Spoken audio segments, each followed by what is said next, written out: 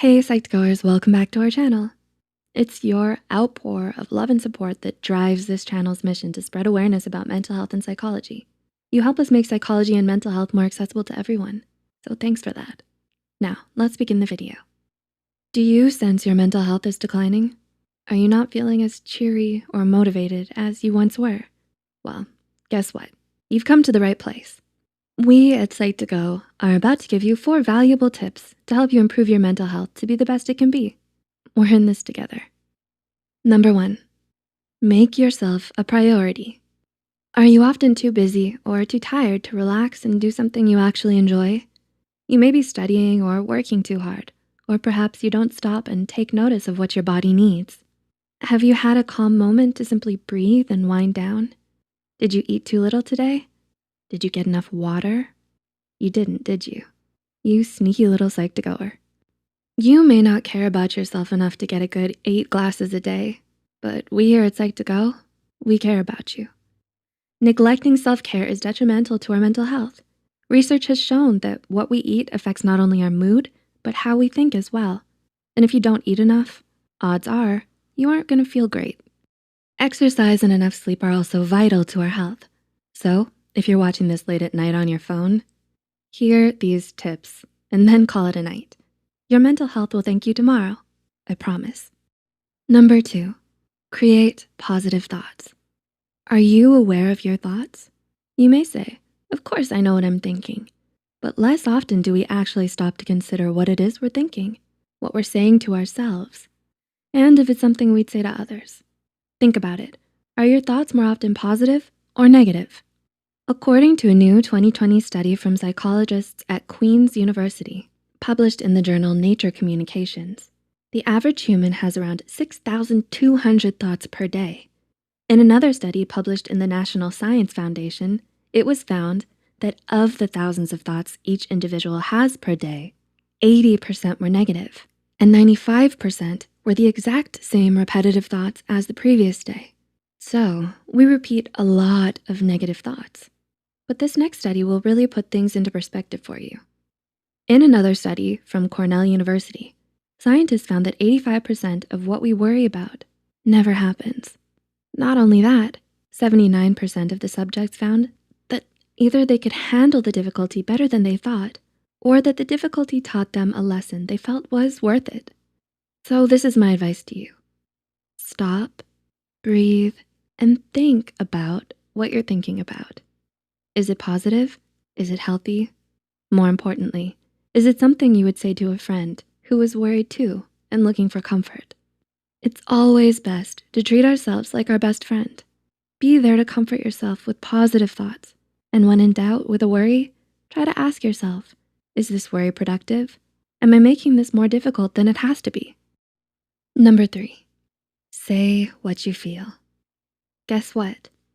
There's a writer here inside your screen, and she's writing to tell you it's late and she's tired.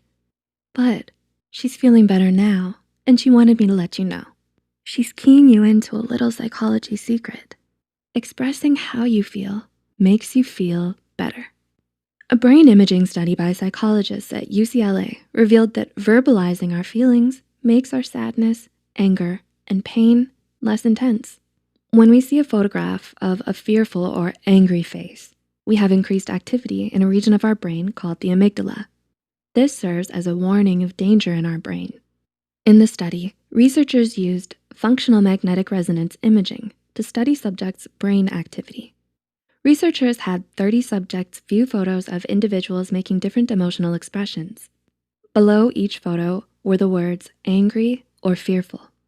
Subjects then had to choose which word to assign to each face. Some subjects were instead given 2 names below the photo, Harry and Sally, and had to assign gender-appropriate names to the photos. Researchers found a decreased response in the amygdala when the words angry and fearful were expressed by assigning them. They did not see the reduction in the amygdala response when using the words Harry and Sally, meaning if you put your feelings into words, you feel better. While the amygdala was less active when subjects labeled a feeling, the right ventrolateral prefrontal cortex was more active. And it makes sense why this region of the brain has been associated with thinking in words about emotional experiences. So if you want to better your mental health, try talking to a friend or psychologist about your feelings, or write them in a journal. Just the act of writing in words about how you feel can have positive and powerful effects. Number 4, be compassionate to others. A little compassion can go a long way. Wouldn't you want someone to show you a little love and kindness? And I bet when you treat someone with kindness or do someone a favor, you often feel a little bit better too, don't you? Well, there's research to support this.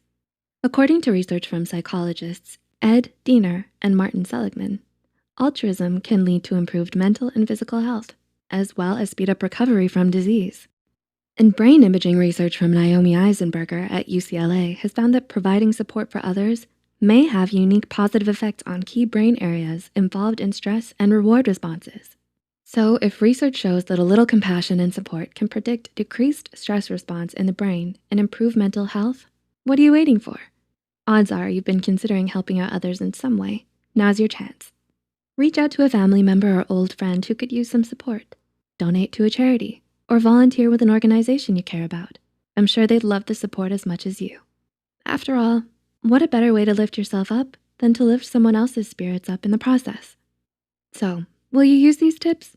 Did you find them helpful? Are you going to drink more water? I'm watching you, Psych2Goers. Will you express your feelings into words down in the comment section below? We're here to listen because we care about you and want to hear you out. After all, your mental health may just thank you. If you find it hard to manage your life and suspect you might be suffering from an undiagnosed mental illness, we encourage you to seek professional help. If you found this video helpful, don't forget to click the like button and share this video with someone whose mental health could use it. Subscribe to Psych2Go and hit the notification bell icon for more content like this. And as always, thanks so much for watching. See you soon.